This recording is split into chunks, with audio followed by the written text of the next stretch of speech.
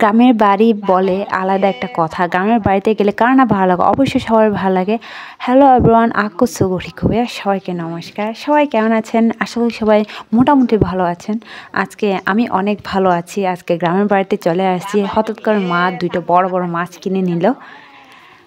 গ্রামের বাড়ির মুহূর্তটা আপনাদের সাথে শেয়ার করার জন্য আমি ছোট্ট একটা ভিডিও নিয়ে আসছি আপনাদের মাঝে। আমার মা দুইটা বড় বড় মাছ কিনেছে। একটা মাছ 1.5 কেজি ওজনে হবে এরকম। আমাদের নদীর মাছ, এটা একদম খাঁটি, এখনও তাজা, জীবিত এখনও।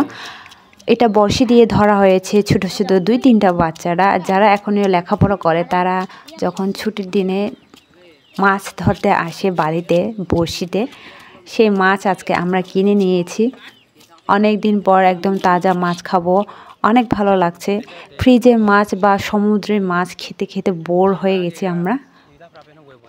আপনারা দেখছেন তো অনেক অনেক বড় মাছটা, দেখলে বোঝা যাচ্ছে একদম ঘন কালো। এই মাছের নামটা আমার তেমন জানা নেই, আপনারা বলে যাবেন এই মাছের নামটা কি, অবশ্যই কমেন্ট করে। বাংলা ভাষায় এই মাছকে কী নামে ডাকে সেটা আমার তেমন জানা নেই। আমাদের ভাষায় বলে ঙাড়াই, ঙাড়াই মা। এই মাছগুলো 2 ধরনের থাকে। 2 ধরনের বলতে গেলে নদীতে এগুলো থাকে আর ঝিরিতে পাওয়া যায় এরকমই, কিন্তু ছোট ছোট সাইজগুলো ছোট। এই দেখেন আমাদের গ্রামের ভিউটা, একদম বাড়ির পাশে শাকের গাছও আছে, শিমের গাছও আছে চারিদিকে। এই শীতের সময় ধরবে। আর নিচে মুরগি, এগুলো আমারই মুরগি, আমার মা পালন করে। এটা হচ্ছে আমার ছোট্ট ভাগিনা, আমাদের সবার আদরে। সেই মাছ ভাগাভাগি করার জন্য বসে আছে, কি কত নেই, কতগুলো নিবে। আর আমাদের ছোট্ট ছোট্ট বিড়াল আমাদের অনেক আদরে। বাড়িতে সবগুলো পালন করা হয়, মুরগি, গরু, ছাগল সবগুলো। আর শাক সবজি সবগুলো চাষ করা হয় নিজে খাওয়ার জন্য। বাড়ির আশেপাশে আমার মা দিদিরা সবগুলো চাষ করে থাকে। আর আমার ভাগিনা অনেক কাজের, ছোট হলেও ক্লাস 2-তে পড়ে, তবেও অনেক কাজে সে অনেক ছোট ছোট কাজগুলো হেল্প করে ওর মাকে। হুট করে মাঝে মধ্যে এর সাথে দেখা হয় যখনই বাড়িতে আসি ফ্রি টাইমে, তখনই। এখন ছোট ছোট করে পিস পিস করে কাটা হবে মাছগুলোকে সুন্দর করে রান্না করার জন্য। কার কেমন লাগে গ্রামের বাড়িতে ঘুরতে আসলে অবশ্যই আমাকে কমেন্ট করে জানাবেন। গ্রামের পরিবেশটা, আসলে গ্রামের পরিবেশটা অনেক সুন্দর, প্রকৃতির হাওয়া চারিদিকে। আর আমরা থাকি নেটওয়ার্কের বাইরে। আমি ছোটকাল থেকে এখানে আমি জন্মেছি, বড় হয়েছি, স্কুলে পড়েছি। এখানে নেট তেমন পাওয়া যায় না, আমরা নেটওয়ার্কের বাইরে এখন আছি। আসলে নেটওয়ার্ক না থাকাটা মনে হয় ভালো। নেট থাকলে, নেটওয়ার্কের আশেপাশে থাকলে মোবাইল নিয়ে ব্যস্ততা হয়ে যায়।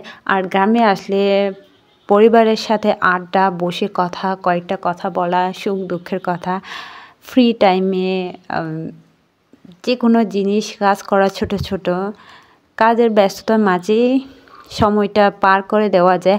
আর যদি শহরাঞ্চলে থাকলে মোবাইল হাতে ধরবো, টিপবো, অনেক কিছু দেখবো, এই নিয়ে চলে যায় দিনগুলো। তখন হয়তো চোখের সমস্যা বাড়ে, অনেক কিছু বোরিং লাগে। আর গ্রামের বাড়িতে হলে অনেক ভালো লাগে, সবাই মিলে আড্ডা দিব, যার যেমন কাজ করে নিব, এরকম করতে করতে বিকাল হয়ে যায়। সেই জন্য গ্রামের বাড়ি বেটার মনে করি। ছোটোবেলায় অনেক ভালো ছিলাম, নেটওয়ার্কের বাইরে ছিলাম, নেটওয়ার্কের সাথে অনেক দূরত্ব ছিলাম। শুধু মা বাবাদের সাথে সুখ দুঃখের কথা গল্প করতাম, শুনতাম ছোট ছোট গল্পগুলো, অনেক ভালো লাগতো। এই যে অবশেষে মাছগুলো পিস পিস করা হয়ে গেছে অলরেডি, রান্না শুরু করে দেওয়া হবে বিকেল হলে। আর আমরা এই বড় বড় মাছ আমার মা নিয়েছে, কেননা বিহারে ছোঁয় দেওয়ার জন্য অর্ধেক, সেই জন্য। ভিডিওটা সম্পূর্ণ অবশ্যই দেখবেন। আর ভালো লাগলে লাইক, কমেন্ট, শেয়ার দিয়ে পাশে থাকবেন। সবাই সুস্থ থাকবেন, ভালো থাকবেন, নিরাপদে থাকবেন।